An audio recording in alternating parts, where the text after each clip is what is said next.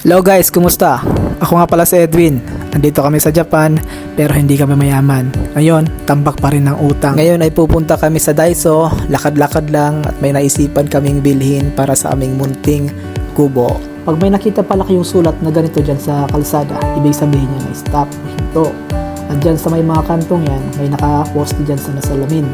At para mo yan ay makita mo yung mga paparte na sasakyan at ito ay para sa mga blind spot corner. Ayun guys, iniwan ako ng aking habibi at masyado na akong busy kakakuha ng video.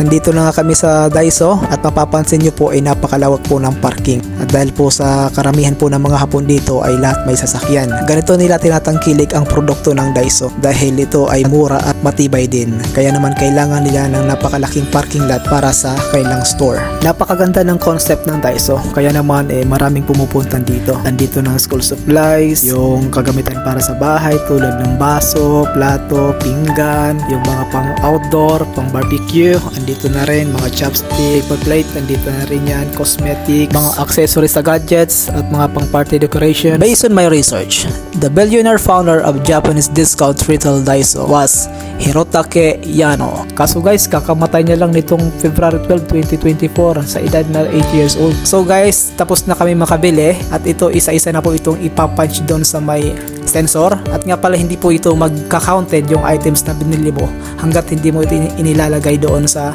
isa pang basket. Siguro may sensor din kaya hindi siya nagiging counted.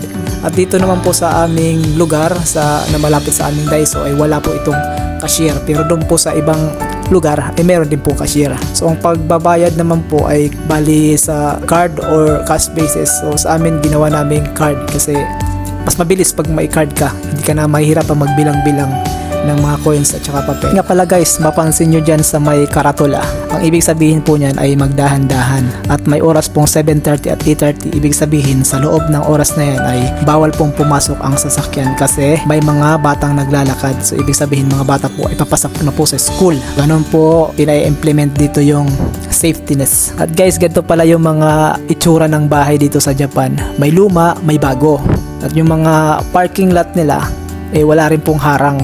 So walang gate. So ganun po dito ka safety. Sobrang tahimik po. Wala pong gaanong katao-tao kung minsan dito sa mga kalsada. Kaya kung mag-amok-amok ka dito ng away ay nakaw, walang papatol sa iyo kundi pulis sigurado.